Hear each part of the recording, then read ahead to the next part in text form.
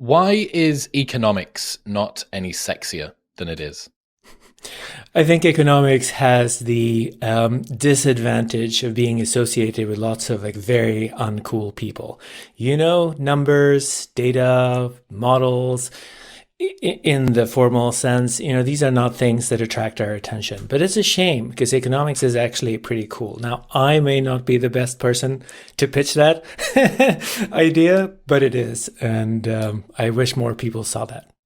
What is it that people misunderstand about what economics contains then? So one thing that people might not get is just how broad it is, right? So many people think of economics in terms of stock markets, housing markets, inflation rates and things. And that is part of economics. That is one of the things that, or some of the things that economists study. But economics is so much broader than that. It's about anything and everything connected to human well-being, any choice that you make that has any implications for the way you live your life and the way things turn out.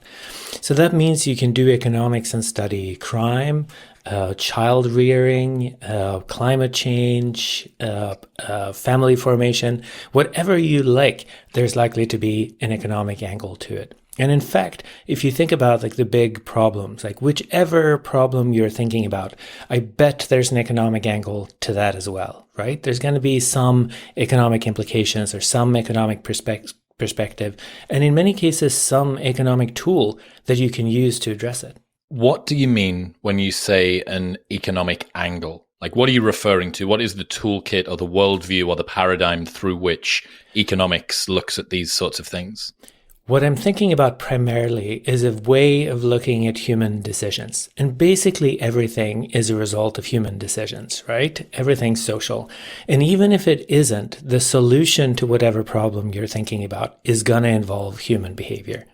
And when economists think about that, what they think about is the various values that are at stake. Oftentimes we have to make choices, right? Because there's a limited amount of whatever we care about. And what that means that we have to strike a balance between the different things. We have to give up a little bit of this in order to get a little bit of that. Now, some people out there want everything always at once, right? That's childish. Once you see that the world isn't designed like that, you got to think about the ways in which things come at a cost. And that's the core of what economics has to offer, a way of looking at decisions that brings to the fore the values that are at stake, the costs involved, but also the benefits that you can get from making the best available decision. Speaking of making economics a little bit sexier, a Yale economics professor has some ideas for how to deal with the burdens of Japan's rapidly aging society. The only solution, he said, is mass suicide of the elderly, including ritual disembowelment. I noticed that you shared this article with a massive facepalm about what your Japanese colleagues are doing. In interviews and public appearances, Yusiki Narita, an assistant professor of economics at Yale, has taken on the question of how to deal with the burdens of Japan's rapidly aging society. I feel like the only solution is pretty clear, he said during the online news program in late 2021. In the end, isn't it mass suicide and mass seppuku of the elderly? Seppuku is an act of ritual disembowelment that was a code among dishonored samurai in the 19th century. Mass seppuku, or throwing yourself off a cliff like in Midsummer, he suggested a little bit later. With all respect to my colleagues at Yale, I think that's a fundamentally uneconomic way of looking at the world, right? Anytime somebody says, this is the only way, this is the only solution, that means that they're not recognizing the trade-offs involved. I think if we're going to think about aging populations and the sort of burdens that that's going to come with, and the benefits as well, we've got to look at the full range of costs and benefits. At the end of the day, the economist is not going to be best situated to say, well, this is the right option, right, given all the costs and benefits, because that's a question about values at the end of the day. And that's not really what we do. What we do as economists is to think about, well, if we want to attain this goal, what do we have to sacrifice in order to get there? And if we want to avoid mass suicide, right, which we do, then we as economists can say things like, well, here are the options, right? We can go down this path, we can go down that path, and now you people decide. You people meaning voters and, fellow citizens out there. What are some of the potential advantages of an aging population? This isn't really my area, so I hesitate to sort of speak out of line. But there are benefits with older populations. Clearly, you could see it in the workplace, right? As speaking as one of the older people, we have experience and knowledge and things that it's got to be possible to take advantage of. Yeah, it's an interesting one. I think the difference between an aging population and an elderly population is probably pretty important, because what we're talking about is a larger cohort of people that can contribute in terms of innovation, in terms of being part of the workforce, driving GDP, et cetera, et cetera. But as is told, demography is destiny, which means that aged workforce population will eventually end up becoming the elderly population. You can end up with an inverted pyramid, which is not necessarily fun. So what I think is interesting about your perspective is that you've got the economics wing and you've got the philosophy wing as well. You're also a philosopher by training, but philosophers also not exactly renowned for being well-liked and well-respected. They're often disliked and disrespected. And now you're telling me? Look, I'm not saying that it's you, Erik, that's causing this to happen, but what is it, do you think, about philosophy as well? It seems like there's a branding problem. There's like a PR nightmare that's occurred with both economics and with philosophy. What's your post-mortem on the brand positioning of philosophy and philosophers? I worry what it might say about me, the fact that I sit at the common denominator. of these two You are the common professions denominator here, with Erik. such a bad reputation. I don't know. I think we are, for one thing, terrible at explaining to people what we do. So philosophy and economics are both sort of abstruse. They're abstract. They're done in a language that's inaccessible. We use mathematics in philosophy as well as in economics, right? And this means that the average Joe can't pick up one of our journals and get something out of it. But that doesn't mean that the stuff we're doing isn't relevant to the people on the street. In fact, it's immediately and directly relevant to many of the things that we're thinking about, the ways in which we live our lives and whatever. We just don't translate it into a language that's comprehensible to people. And much of that is a function, I think, of professional norms. So we care about each other's approval, right? We talk to each other. We care about what other people think about us. We don't pay enough attention to the people out there and the various ways in which they might want to engage in conversation. Because the fact is, it wouldn't just be good for them. It would be good for us as well. When we talk about big decisions, for example, we need stakeholder involvement, right? Economics can't provide the values. We need people out there telling us what matters to them, what they think of as the big problems, and what sort of constraints apply to the solutions that we develop. So I think there would be a lot of benefits to be had from actually talking to each other, which, we don't do, in part because of this terrible reputation that you identified. Okay, so you did a fantastic lecture that I really enjoyed, to do with happiness and how it's worked into a whole host of different factors. Just taking a broad view, as someone at the intersection of philosophy and economics, what do you think common misunderstandings about happiness miss? What is it that people don't fully conceptualize when they're just considering happiness overall? So the central thing that I like to underscore is the difference between happiness and well-being. So well-being, as I think of it, as philosophers think of it, is what we have when our lives are going well, when our things are in place, when we're flourishing, and so on.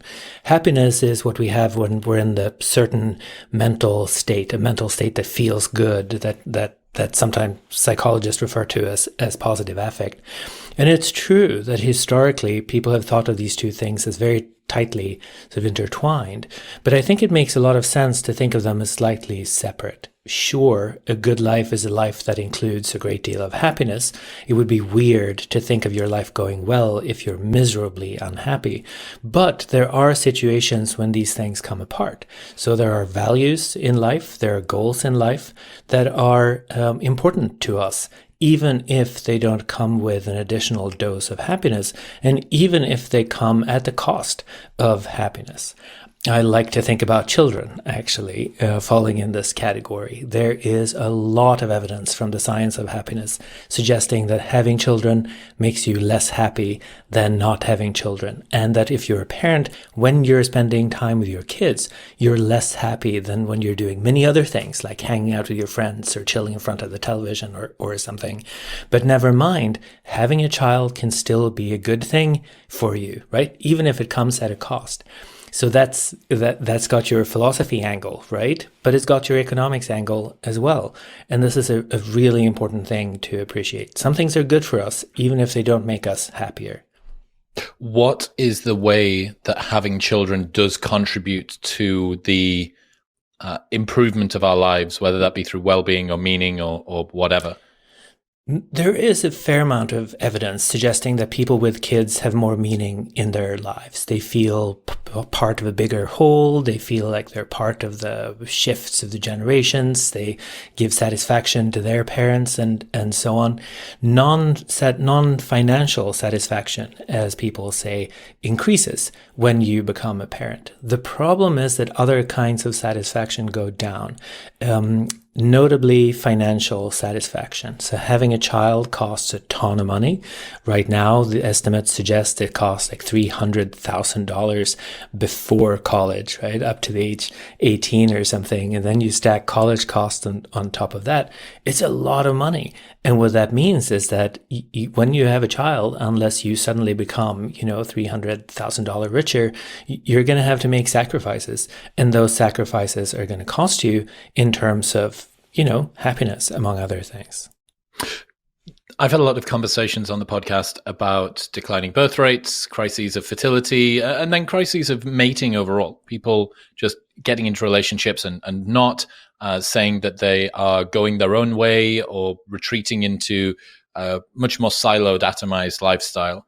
And one of the things that I've considered, which you've touched on there, which is pretty interesting, is an over prioritization of the immediate. And because we live in a world which is hyper convenient, the immediacy, I said to you before I got started, it's 39 degrees here in Austin, Texas, but I'm cool. I'm cool because I've got air conditioning. I don't have to wait for the air conditioning to come on because it's on a timer. So the immediacy of our comfort and the immediacy of any discomfort has never been more acutely felt. And I get the sense that with declining religiosity, which is sort of a lack of awe and dread, a lack of sort of connection to the grander plan, the more meaning making, also the more community-based activities that we would have done previously, what people see when they look at childhood, or at having children and the sort of ensuing $300,000 prison sentence, is that it's an awful lot of non-immediate happiness. Look at all of the things that I'm going to have to pay a price for up front. There was a famous TikTok that a girl released called The Girl with a List, and she printed off 300 and something reasons why not to have a kid. And they included things like can't go to brunch with the girls, no longer able to wear cute heels. So, people really are, it's kind of tongue in cheek, but also people are really optimizing for this stuff on the front end. And what you're saying is that overall, the meaning-making machine that children are is perhaps a net positive, but it does require you to pay a cost up front with regards to freedom and in the moment happiness continuously as well. If it's 3 a.m. in the morning and this is the second time that your baby has pooed in its diaper, it is not going to be an enjoyable, happy experience. You will accrue meaning across the period of your life, but current culture pedestalizes happiness in the moment and absolutely hates any detraction away from that so much that I think we have a culture which is essentially unconducive to meaning making. And given that children are mostly meaning making machines, I think that explains at least part of what's going on. What do you think about my bro science hypothesis there? Yeah, no, absolutely. So first off, recognizing that having children is awfully hard is really important, right? You have these nights when you cannot sleep at all because they're screaming, because they're sick or whatever. And sleeplessness is terrible. It's terrible for your thinking, for your affect, for your irritability, right? It's terrible for your immune system. And there's just so much evidence suggesting that that's bad for a person and hard. It's also true that we tend to focus on short-term gains to a very great extent. There's a ton of evidence on hyperbolic discounting, as they call it, right?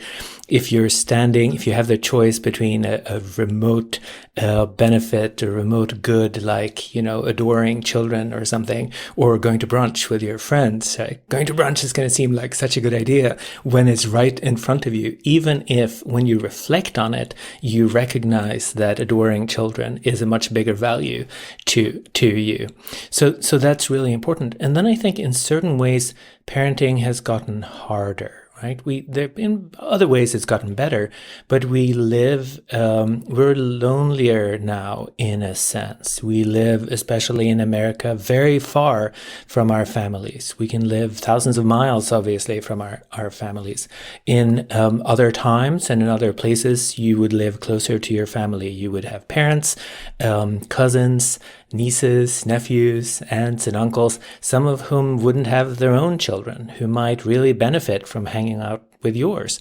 And then raising a child is a more communal endeavor, which is really, really important. Now we live alone, very far from family. We're expected to do all this on our own at the same time as we're working maybe 60 hours a week, right? 80 in the worst case. If you're a young person, you're trying to build a career, you need an apartment, you have payments on your car, right? You can't just stay home with a kid if you also have to make ends meet. And so we're putting an awful lot of awfully heavy burden on the shoulders of young people who might otherwise want to have kids. Now, it's true that not everybody does, right? Probably not everyone ought to have kids, but many people do. And the obstacles are very tall. Yeah, it seems that the biggest disparity between desired and realized fertility, so the people who wanted, the number of kids that they have compared to the number of kids that they wanted is the biggest, are educated women. And the more educated and the more smart you are, the bigger that disparity. And I don't know whether there is a correlation between desire to have children and IQ or whatever in women, but I can imagine that if you are somebody who is quite smart and quite well educated, the bottom line is that you've just spent lots of time in school. That's lots of time being poor and relying on student loans and probably living away from your parents and all of the support structures and not having kids yet. So, even aside from the motivations, you just don't have the time as much. I will say that constraints differ across countries. So this is one thing that pops up in the happiness data. If you look at like Gallup data, for example, which comes out of basically every country across the world, the effects of having a child varies by location. There are a couple of things going on there, I think. So some of it might have to do with culture, right? In some cultures, you're more family oriented. You can depend on your relatives to a much greater extent than you can in others. Development matters. If there's more money to go around in a country, that makes it easier to be a parent there than if you're in a place with very little resources.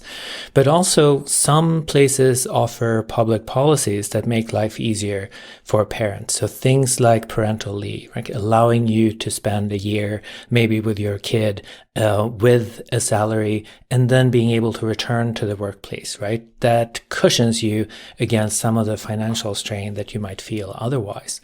Healthcare, right? So having a child isn't just expensive, it's also unpredictable. Like some people have kids who are always healthy and happy. They know what they cost. It's not too bad. But other kids have very large needs and need a lot of additional resources. If you can depend on support for those sorts of needs, well, then that's going to make your life a lot easier. So there are things that some places do for people that make it easier to have kids and that make happiness, if not go up, at least not go down by as much as it does in the US. Continental Europe looks better from this perspective than the US and the UK, for example. And the suggestion is that it has to do with public policy and the conditions that new parents in particular are facing. America is ruthless. You get 3.5 days off and you're expected to be back in the office answering emails while they're still cutting the umbilical cord.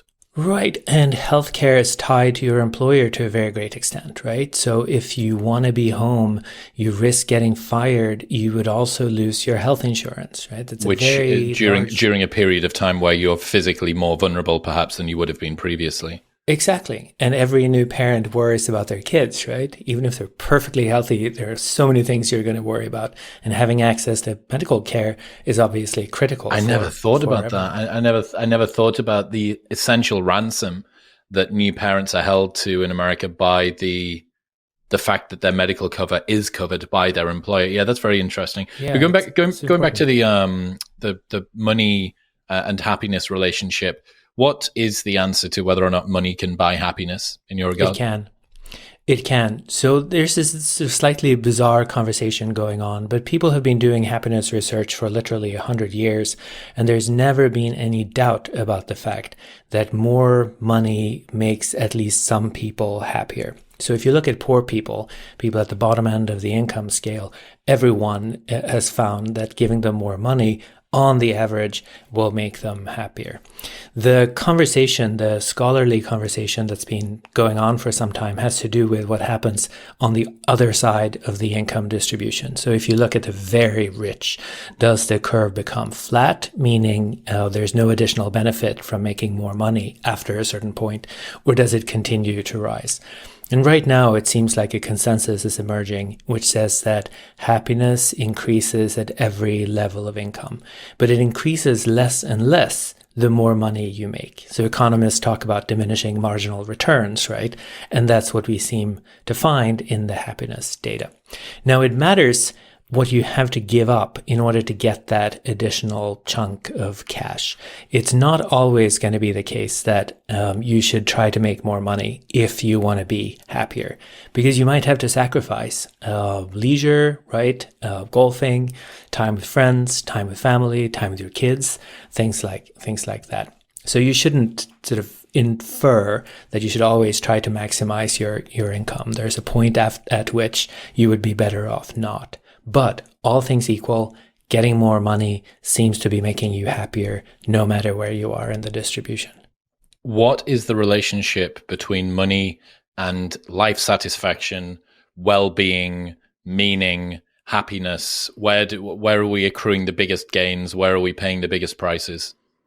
Well, so those things are all correlated, right? Meaning happiness, satisfaction, money. They're correlated at the national level and at the individual level. They do seem to come apart in certain places. So if you look at the very rich, there's evidence that satisfaction keeps rising faster than happiness, meaning sort of the way you feel, positive affect. So if you ask somebody like how satisfied they feel with their lives, like that, the response to that keeps increasing, even if like your happiness tapers off. Why do you think that's the case? That I don't know. A judgment tends to respond to slightly different sort of factors in your life than your affect. Our feelings are a little weird sometimes, right? They respond to things that might rationally not make such a big difference. So one thing about happiness is that it seems to respond quite strongly to expectations and whatever you're used to or whatever. It's possible that happiness is more responsive to things like expectations and aspirations and things than judgments of satisfaction. But here I'm just guessing on the basis of the data that I've seen. Yeah, talk about the role of aspiration. What's the name of that guy, the dude who tried to beat the railway machine? John Henry. Thank you. What's the story of him? So African-American folk hero, right? Tragic hero. He was a railroad man. He built railroads at a time when people started producing machines to compete with humans. John Henry, thought he was going to be better than the machine. He went into a competition with a machine, and he's a tragic hero because he won. He was right, but he died in victory. This is interesting to me and to some other people because you can think of a personality characteristic along these lines. Some people are just more like John Henry than others, right? Some have ambition, goals in life, they set They have aspirations, they don't give up easily, and so on. Other people are more like couch potatoes. They don't really have goals and so on. They don't have very high expectations or aspirations.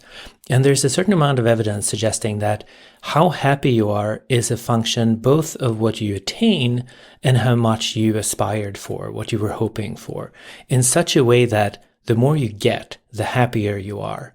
But the more you aspire, the more you aspire to, the less happy you are. And I've worked a little bit on this, and what you expect to find in the data is exactly what you find. People with very high goals in life may attain a little more than others, but they look less happy than other people. I feel like I see this in class, right? I teach college. Some students come in, they got a B on the exam, they hate it. They're so upset because they expected an A, right? Other people come in, they got a D, they're going to go partying, they're so pleased because they were sure they were going to fail. And so how happy you are with your performance is going to reflect not just the score you get on the exam or whatever, but your expectation, right? And a slightly sort of scary thing about this is that what this might suggest is that in order to be happy, you should just like lower your standards, right? Lower your goals. Never try to pursue anything. Never go for anything. Always give up if you run into trouble or whatever.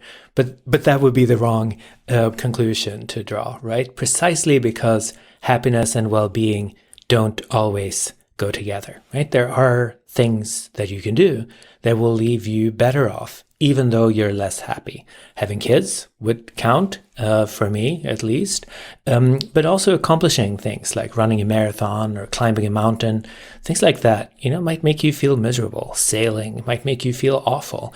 But nonetheless, if you set yourself a goal, you attain it, right? You have reason to be proud of yourself. You're living a good life for you, in spite of the fact that you're miserable because you're cold and whatever. Yes, no one's ever been happy whilst running a marathon, but afterward, many people that complete it will probably say, yeah, that was very meaningful or whatever, my sense of well-being. Have you ever seen any interventions that are able to decrease expectations whilst not decreasing aspiration?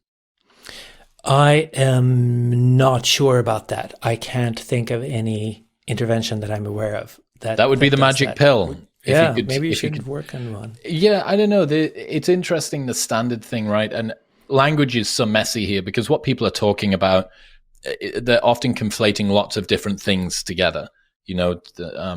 Falling short of what it is that you wanted to do makes you feel bad, but we also know that there is a degree of good that comes along with the achievement overall. So we're talking about expectation and well-being and happiness and aspiration, all kind of gets bundled up together. But it's a nice conception to think about the fact that, in the ideal scenario, you would regularly beat your expectations. I suppose the problem is that your expectations and your aspirations are going to be quite tightly tied together, which suggests that the more you expect of yourself, the more you aspire to, the higher your goals, the closer you get to achieving some things. The people that consistently overachieve, like ridiculously overachieve over and over and over again, that doesn't happen by accident. They're not just doing this like, oh, there we go again, king of the world for the third time in a row or whatever. Like, it doesn't happen. It's people purposefully, neurotically going out of their way to very carefully design a system that creates this outcome or one that's very similar to it.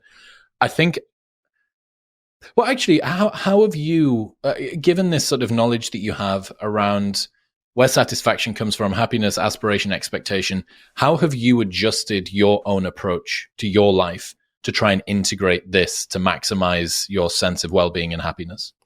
Now, I don't want to hold up myself as a model in this regard at all, but I did read up on a literature on goal regulation. There's a whole psychology of goal regulation, which is precisely about this. Like, how do you select goals in life to motivate you to accomplish things, to live the best life that you can without tripping yourself up, right? So we agree that you need some goals to perform, right? We ought to have goals. They make life worth living. They structure our existence and so on.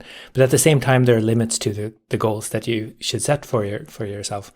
And I'll say that one of the things that I've done quite successfully is to be satisfied with being mediocre in almost everything. If it comes to like sports, all sorts of activities, music, I sometimes enjoy engaging in these activities, but I'm perfectly happy being mediocre. But then there are a couple of things that I do in my work. I want to do the best possible work, like the best work I can do, the best work that anyone can do. I fail, right, in all sorts of ways, but that's my goal. But then there's a very narrow little domain in my sub discipline of the academic world or whatever. But being happy with mediocrity, I think, is really great, and it's something that more people should try. That's very interesting, because there would be an argument to be made that how you do anything is how you do everything. That setting yourself high standards is advantageous, and it will begin to bleed across. You know, if you make your bed and your pajamas are always folded and the kitchen counter is always cleaned and so on and so forth, that this is just going to seep into all of the other areas of your life, and the reverse as well. That if you don't do those things, you're just going to become a lazy piece of shit in your academic career. Now, I don't disagree with you. I mean, maybe that works for somebody else, right? But what's worked for me is just settling in like almost every domain except the ones that I really care about and that I focus on. Yeah. This. So economists talk about comparative advantage, right? Is focusing where you do best relative to what others are up to. And this is an application of that idea. Yeah, I would not be the best at house cleaning or whatever, which is why we've got a maid. I have a maid that comes around and she does the house. So I've sacrificed some of the things that I am good at, which is making money, for something that she's good at, which is cleaning the house. One of my friends has a coach of some kind, and he told me a few months ago that this coach has got him, he made him take up a hobby, and he had to not care about how good he was at the hobby. And I think the hobby that he took up was something to do with art. It was some kind of watercolor painting or drawing or some sort of something. Maybe it was even in a class, still life class or something. And there is a part of him, he's quite a hard-charging type A type guy. And there was a bit of him that just wanted to, right, I'm going to go home and I'm going to watch all of the YouTube videos about how to become better at my art style. And I'm going to get all of the best pencils and I'm going to do extra work outside. And his coach said, you are forgetting the purpose of the exercise. The purpose of the exercise is to do a thing simply for doing a thing. Do you enjoy it when you go and you try this thing? It's like, yeah, I'd enjoy it more if I was better. And she's like, that's not the point. The point is for you to be able to let go of the desire to be better at this thing. It's a very, very interesting like intersection or vector that we're talking about, which is in a world where everybody applauds growth and development, and I do too. It's one of the things that I've taken an unbelievable amount of joy from in my life.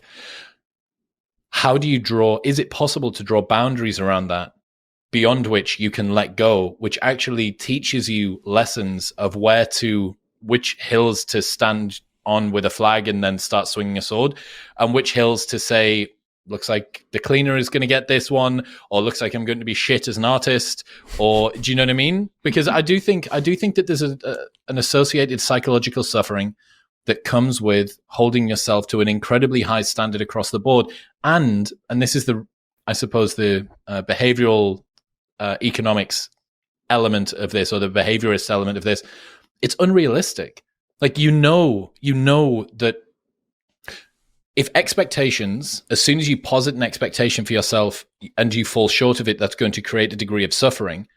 The fewer expectations that you have, especially the ones that you do not need to have, does it matter about how straight the bed is? Does it really matter?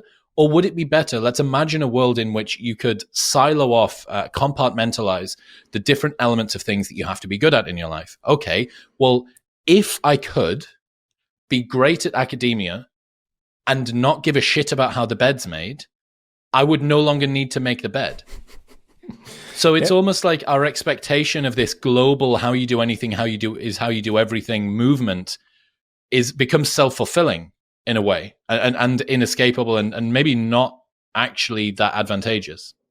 This isn't exactly an answer to your question, but so often it seems to me that we should focus more on consistent practice than on outcomes. If I wanted to become a marathon runner and I measured my performance by reference to the best marathon runner out there, I would feel short every day, right? I would feel awful about myself every time I went out there.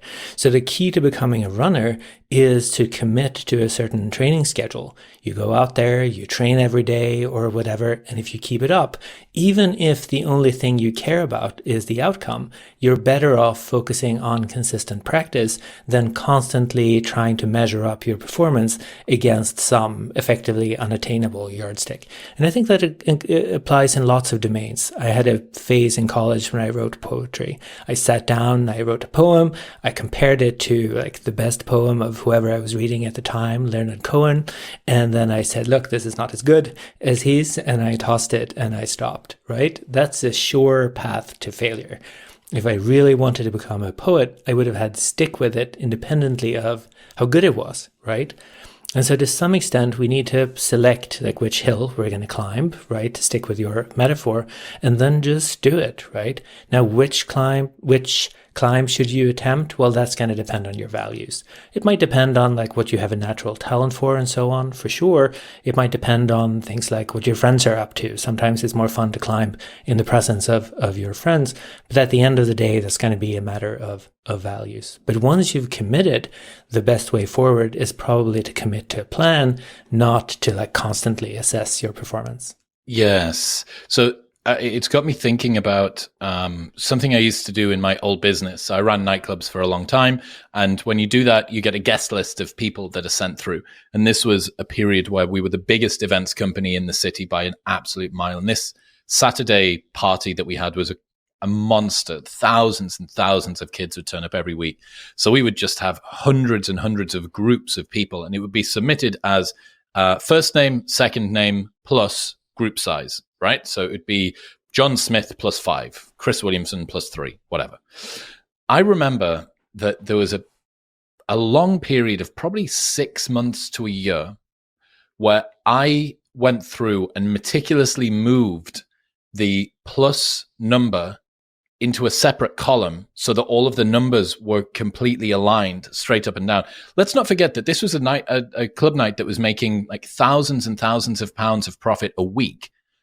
And I was spending my time in the build up to the event moving individual numbers that had been texted in by 18-year-olds that were pre-gaming, battered. Most of them wouldn't even show up, right? 50% more of the guest list wasn't even going to show. But I had convinced myself that this was one of the important things that needed to be done. And this is why I think a degree of reflective practice. Okay, what are the things that I'm doing? Does this contribute to the particular hill that I'm supposed to go up? No, it doesn't. You're spending 90 minutes a week dicking about with an Excel spreadsheet. Perhaps you could spend that doing anything, even if it was just watching TV or chilling out or exercising. I guess many very successful people have this insane attention to detail, right? In architecture, design, or movie making, or whatever, you find that. But in order to be great at something, you have to pay attention to the right details, right? And if the orientation of the pluses or whatever really has no effect on the outcome of the event, then, the opportunity cost is overwhelming. What role does inequality have in happiness? So we've spoken about the fact that there is a relationship, although it does taper off to do with money and happiness. It continues to go up. So this number beyond which $70,000 a year happiness doesn't increase. I'd already heard that was mostly bollocks. Diminishing returns seems to make sense. But I would imagine that the curve is different if you are living on a street filled with millionaires. So there has to be inequality, and the keeping up with the Joneses comparison that we have in our brains must mediate our happiness with regards to wealth. Yeah, I mean, there's a lot to be said about happiness and inequality. First off, there are ways in which at least some inequality is good for total happiness. So, some inequalities reflect preferences, for example. Maybe I just want to lay in bed, read a book. Maybe you want a ton of money in order to travel the world and play golf or something, right? Then a maximally happy society where both of us get to do what we want to do requires a certain degree or entails a certain degree of inequality. So some inequality is probably good for happiness. There are other effects as well. But then there are various ways in which an inequality can harm total happiness. So, for example, if you're desperately poor and I'm super rich, and an additional dollar would make a much bigger difference for you than for me. Like, you can imagine scenarios where some degree of redistribution would make a difference. And then the keeping up with the Joneses is really important, I think. When we assess how well we're doing in life, very often we don't look at some objective yardstick, because those things really don't exist. What we do is we compare ourselves to somebody around us. Like, what's a nice car? Well, what do I know, right? I'll look at the other people in my office and see what they're driving. What's a nice watch? What's, reasonable salary or whatever. And to the extent that we spend a lot of time comparing ourselves to others, we might get involved in these like very harmful arms races where I try to make a little more to have a shinier car or whatever than you, and you respond by working a little more to have a shinier car than me. At the end of the day, we're the same, right? But both of us work a lot more, and we're applying money into capital goods that neither one of us really wanted. And so I think one key to happiness is sort of opting out of this process when it makes sense. All right. I want the shiniest new iPhone. Many of my friends get the latest iPhone, and I feel the urge to buy one too, but I succeed in talking myself out of that, and I save a lot of money that way that I can spend on things that give me more happiness. Yeah, I've thought about this an awful lot. I don't have much materialism. Like, I'm not a very keeping up with the Joneses person with regards to what I own or what I wear or Good. anything. I feel quite fortunate. Like, I don't know, everything's heritable, right? Whatever, everything that you are psychologically is on average 50% heritable. So I guess I have my parents to thank for it. But I would love to know what that is, a materialism set point or something, or a comparative set point, what psychological dimension that sits upon, and what interventions we could use to nudge people away from that. Because I do think that it's a very low cost way to improve people's quality of life. Like, you get more bang from your buck because you are not spending your bucks on things that you don't need to spend them on. Right. I mean, we're living in a world where one of the fastest growing sectors of the economy is like storage, right? People have so many things that they become a problem for them, a psychological problem. People seek therapy to deal with the quantities of stuff that they've accumulated. So I think there's a lot of evidence, both from the science and from everyday experience, to suggest that we tend to favor material belongings to a greater extent than we probably should if we wanted to be happy. Like, so many people love going camping, right? Their best moments is when they're in a tent somewhere in front of a campfire and they've got a guitar and a couple of beers, right? That's the spirit. Like, some of us really want quite simple things. And if we can see that and favor those sorts of things, we can make ourselves happier. Now, of course, camping can be super expensive, right? Depending on where you go and what sort of gear you bring. So this is not like a solution that's going to work for everyone. But I think the general insight is true, right? As a result of external pressure or, upbringing or whatever, we tend to give too much weight to material belongings when there are other things that are cheaper and better for us.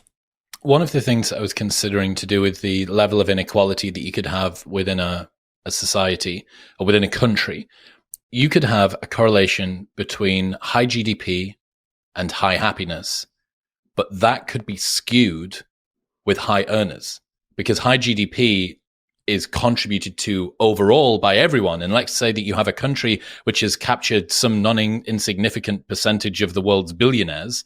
Okay, the GDP is increasing, and there would be a way that could skew the relationship between GDP and happiness. Have you ever looked at this? Have you looked at happiness versus inequality and GDP and how all of that folds in?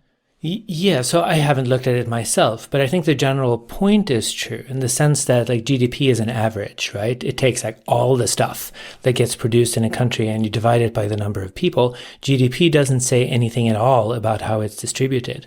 And the happiness data seems to respond to the ways in which various resources are distributed. Is there one guy who owns everything, or are things sort of distributed in a different way? People who need things, do they get things, and so on.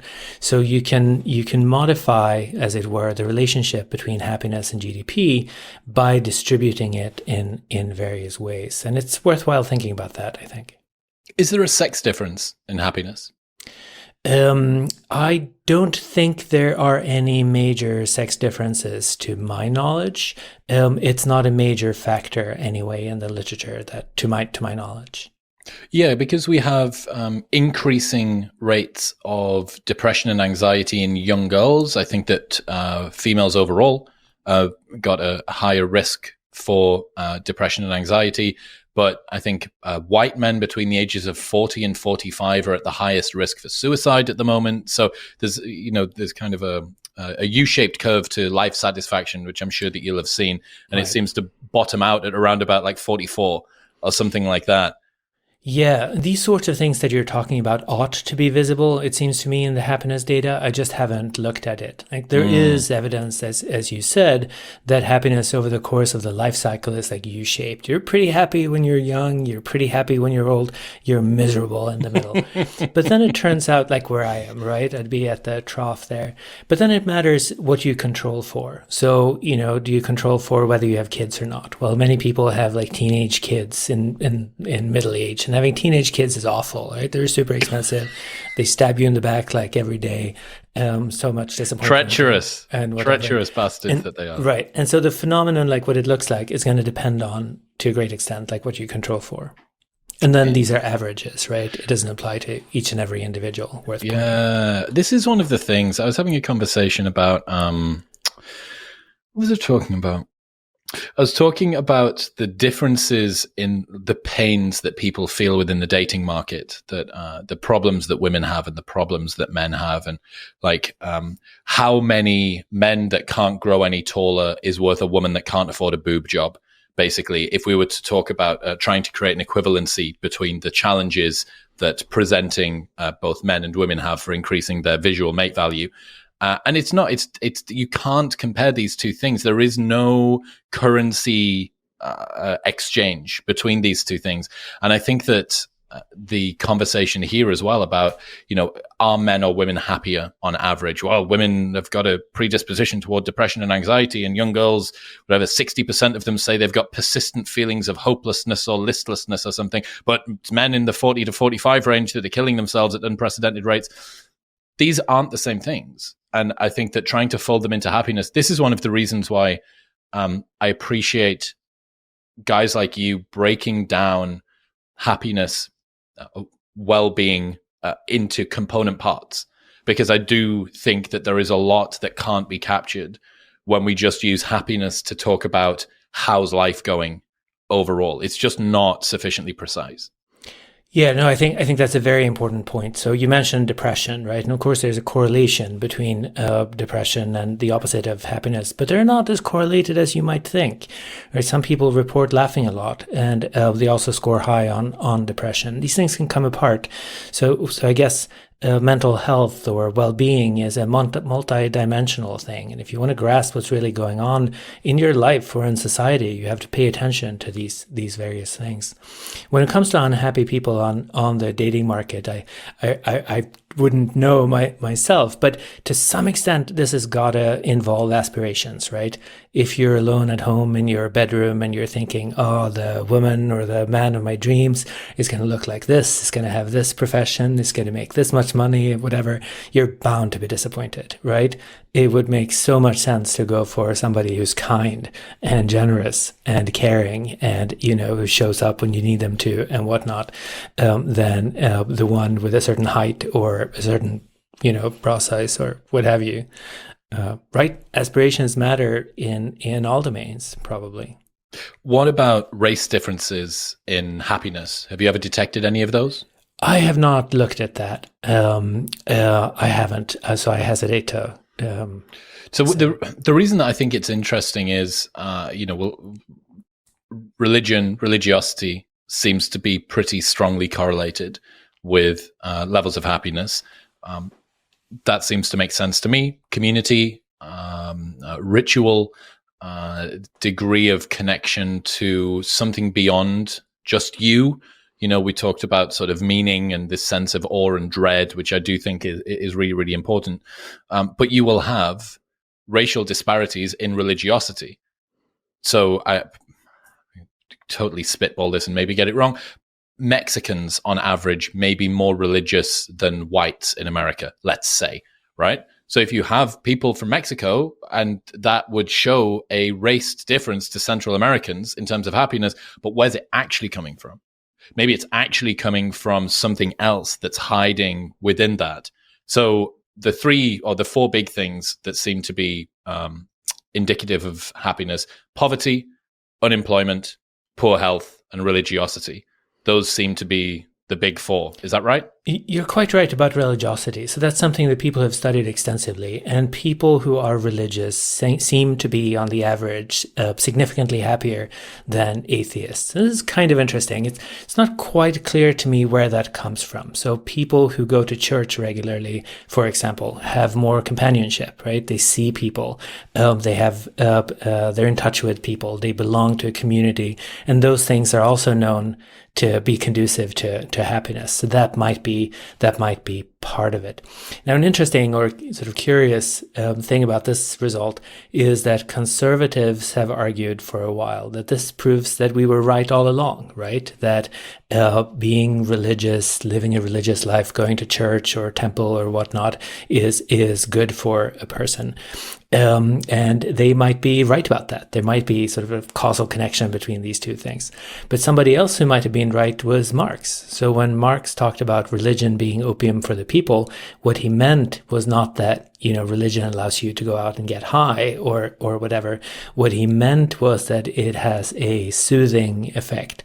Much like opium or, anesthesia might. So it makes you feel less bad if you live under awful conditions. And that might be true too, right?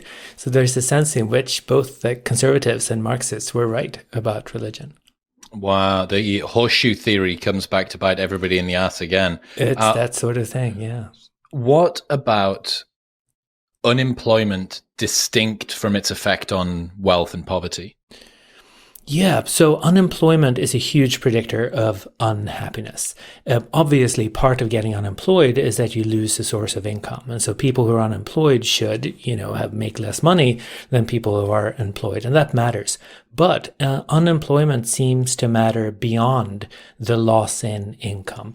And the obvious suggestion there is that when you lose a job, it has effects like it makes you feel redundant, it makes you feel unappreciated, it makes you feel useless. You lose contact with maybe your friends. Many people socialize more with their friends or with colleagues at work than with anybody else in their lives, right? You lose contact with that. And so having a decent job to go to seems to be really important for human happiness, even beyond the consequences for your income. It's that thing about companionship again, right? That's one of the things that people talk about in this literature. Seems to be really important, and it might be involved both in like the unemployment effect and in the religiosity effect. Have you ever looked at relative happiness between only children and children with siblings? I haven't. Do you have siblings? No, I'm an only child, which is why I'm miserable. No, it makes me think. I know this from a million conversations on the show to do with the importance of having community, the importance of having friends. But if that's true, not everybody gets on with their brothers and sisters, but you have a degree of connectedness and community. And we've already said that, kids tend to move away from their parents more quickly. 18 years old, 19 years old, I'm off to university. That's maybe the last time that you're going to live with your parents. That was how it worked for me. 18 years old, that was it. And I never once thought, oh, wow, like that's it now. Probably 97% of the time that I'm going to spend with my parents during my entire life is now over. Holy fuck. But That's nuts. It's wild when you think about that. When you think about the fact that at 18 years old, you've hit some unbelievable proportion of the amount of time that you're going to spend with your parents. It's kind of sad in a way. And parents talk about wanting to make the most of their time with their children, but children never think about having to make the most of their time with their parents. And yet it's something that all children should be taught. And yet they don't have any perspective at all because you're 15. So what do you care? Like, you just don't want to be grounded, or you want to go out and play with your friends. So I wonder what sort of impact it does have on happiness, whether or not because if you're going to move away and you go to Manchester University and your brother or sister goes to Newcastle University, you're not together anymore in any case, right? So is there a way in which just knowing that there is someone out there that is a sibling that kind of has your back, so to speak, does that act as a salve or an anesthetic somehow to life's vicissitudes as it sort of wobbles around? I wonder. That would be an interesting one to look at. Yeah, I don't know. I mean, it's true that people's relationships with their siblings vary a lot, right? Some are really, really functional and some really aren't. And then there's the effect where if you're a single child living with your parents, you might have more adult contact, right? If you have 7 siblings, your parents are going to have less time for you than if you're an only child. And so you had the benefit of getting your parents' attention to a much greater extent than you would have if there were 6 other Chris's around, right? Very good point. That depends on how likable you are as a child, though, as a chronically unlikable child. So I wonder whether that offset it a little bit. And then the final one, the fourth sort of horseman of this happiness apocalypse, is poor health. Yeah. So health, right? Now, there's one thing about health, which is that we have a certain ability to adapt to it. So getting symptoms is terrible, like getting a diagnosis is terrible, adapting to a new condition is terrible. But when it comes to so many conditions, we have an ability to live a pretty good life nonetheless. This is often surprising to people, but somebody who would not have been surprised is Adam Smith. So Adam Smith talked about a man who gets a wooden leg. He loses a leg in an accident. He cries like a baby. He thinks his life is over. He's never going to have any fun again. And then as time passes, the man realizes that he can enjoy what Adam Smith called the pleasures of solitude and society. You can still play chess, you can still talk, you can still go drinking with your friends, you might be able to go horseback riding, right? And as you realize that things aren't so bad, your happiness might return, not quite to baseline maybe, but it's going to get better. So health matters. But it depends on the extent to which it affects your ability to enjoy the pleasures of solitude and society. And that in turn is going to depend on conditions. So my vision is terrible, right? But the fact that my vision is terrible has effectively no consequences for the way I live my life. I live in throw a pair of glasses on and now everything's right? razor sharp again. Technology, I can afford it, right? I have a profession that allows me to wear glasses. Some people even think glasses are kind of stylish, right? So given these conditions, having poor eyesight makes like no difference to my life. In a different era, even just a couple of 100 years ago, I would have been dead. 4 decades ago, I would have been eaten by a bear or a lion or something.